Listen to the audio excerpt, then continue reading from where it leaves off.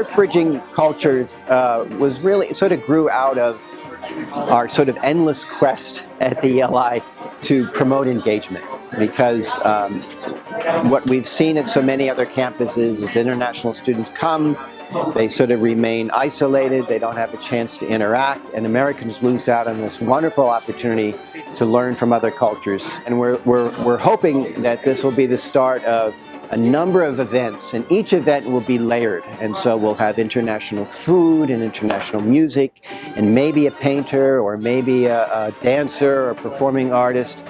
And then afterwards to have meaningful discussion, and hopefully that discussion will carry out of the student center and into let's have dinner and let's go to the game together.